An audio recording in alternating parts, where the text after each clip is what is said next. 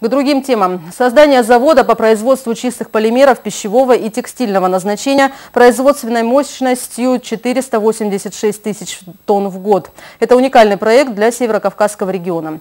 Руководством Кабардино-Балкарии была проведена большая работа с федеральными органами власти по выработке механизма реализации строительства завода этана. Сегодня возведение инфраструктуры предприятия идет полным ходом. Слово нашему специальному корреспонденту Сафару Гирееву.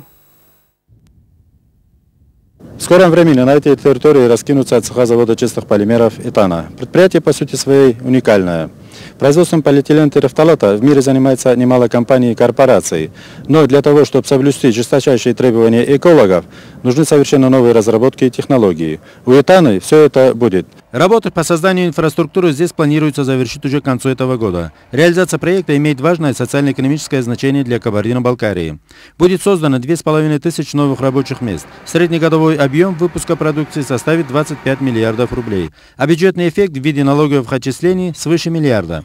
Строительство самого завода планируется начать в 2013 году, а пока полным ходом идут подготовительные работы. В настоящее время ведется строительство берегоукрепительных работ, автомобильные дороги, бурятся скважины под водозабор, ведется строительство трансформаторной подстанции на 110 киловольт и уже установлена в стадии пуска в эксплуатацию трансформаторная подстанция на временные работы. Сейчас ведутся также подготовительные работы для подъезда к очистным сооружениям. Начались работы и по прокладке автодороги. Она пройдет от трассы Майский Нальчик до путепровода Прохладный. Строится дорога с учетом требований, предъявляемых к подобным объектам, то есть с расчетом на прохождение большегрузного транспорта. В настоящее время около 4 километров проведены уже работы по отсыпке песчано-гравийной смеси.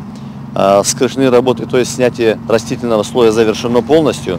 И работы ведутся еще с той стороны, со стороны Прохладного. Общая протяженность автомобильной дороги составляет около 8 километров. Завод чистых полимеров этана – один из самых успешных республиканских инвестпроектов. Он включен не только в стратегию развития промышленного комплекса Кабардино-Балкарии до 2025 года, но и получил поддержку на федеральном уровне в виде госгарантии российского правительства. Ввод завода в эксплуатацию позволит вдвое увеличить объем промышленного производства в КБР и на 30% снизить импорт аналогичной продукции из-за рубежа. Территория, где реализуется проект, рассматривается как будущий индустриальный парк, где разместится еще порядка 20 новых производств. Сафар Гиреев, Анатолий Дереко. Вести.